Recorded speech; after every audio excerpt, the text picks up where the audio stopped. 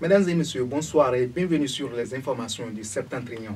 Grâce aux descentes inopinées de la direction départementale de l'industrie et du commerce du Borgo et de la Liborie, sur le terrain, près d'une trentaine de structures distributrices de gaz domestique sont interpellées à Parakou. Selon le directeur départemental de l'industrie et du commerce Borgo à Liborie, les spéculations autour des prix sont encore observées par endroits. Il invite donc les consommateurs à dénoncer les distributeurs indélicats auprès de la direction. La phase répressive de libération des espaces publics illégalement occupés a démarré hier 20 septembre 2023 dans la ville de Parakou. Les agents de la police républicaine ont été déployés sur le terrain, sillonnant plusieurs quartiers de la ville. Les récidivistes ont vu leurs marchandises saccagées, ainsi que des paillotes, des cabines de vente de crédit et d'essence détruites. Mais malgré cela, ils s'installent aussitôt, un comportement que déplorent les autorités.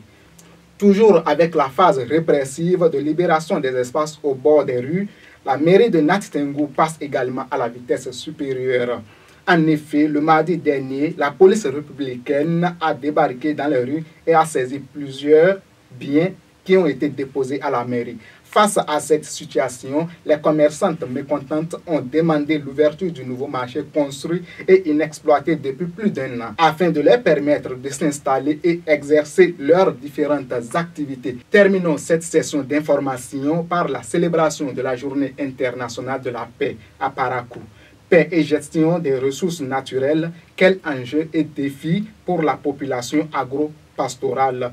C'est sous ce thème que le laboratoire Société Environnement, l'ASEN de l'Université de Parakou, a célébré cette journée aujourd'hui. Le lancement a été fait par la secrétaire générale de l'Université de Parakou, représentante du recteur empêché, ainsi que les autorités administratives de ladite université.